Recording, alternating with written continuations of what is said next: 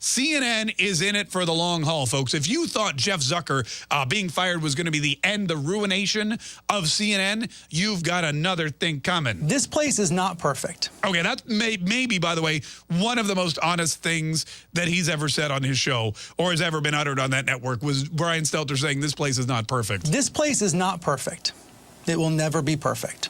That's the second most honest thing, by the way, that anyone's ever said on CNN. We will always have flaws. We will always screw up. We will always have to run corrections. We will always have to keep working to make it better and better and better every single day. That is the goal. Some people would argue that goal. Some people would argue that if you are a news organization, the only way to do better is to stop creating news and start reporting on news. And he takes offense to that. Brian Stelter has been tasked by the Liontologists to get out there and try to convince whoever's left listening, whoever's left watching, that they are actual credible journalists, that the hot-headed employees, the Chris Cuomos of the world, you know, are not who the network is, and that the network is one of the most trusted in the entire world. But the people who say we're lacking journalism, that we've become an all-talk channel, that we've run off and we're all opinions all the time, that Jeff Zucker led us astray, those people aren't watching CNN. It's another true statement. Nobody's really,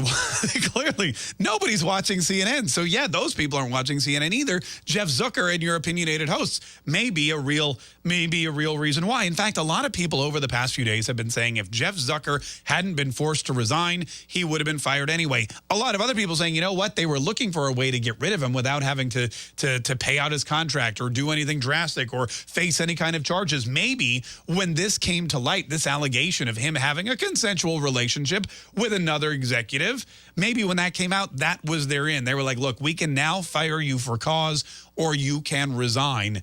And he chose to resign because the ratings, even though he was well-liked, even though he was much beloved, even though all of these people that he worked with, Brian Stelter included, even despite all of that, the ratings sucked. The whole station was on a downward trajectory. So Brian Stelter is out there saying, look, Jeff Zucker didn't bring us down, and you're listening to a bunch of people that have no idea what they're talking about. Just because you say it's a lot of journalism, it could just be a lot of malarkey. In fact, one of the biggest problems that people have with CNN is not what they do report, but what they don't report. The Hunter Biden laptop story, for example, or the Canadian trucker convoy of 2022, Freedom Convoy, which has been starving for media attention. And if it weren't for small media outlets and the internet and conservative radio and stuff like that, they wouldn't be getting any kind of attention at all, because instead of being the #1 big story on places like CNN, who Brian Stelter claims is a safe haven and bastion of journalism, they're just being shunned and ignored. Every single story about Donald Trump makes the front page, even though he hasn't been president for over a year. But the negative stories about Joe Biden have just now started coming out.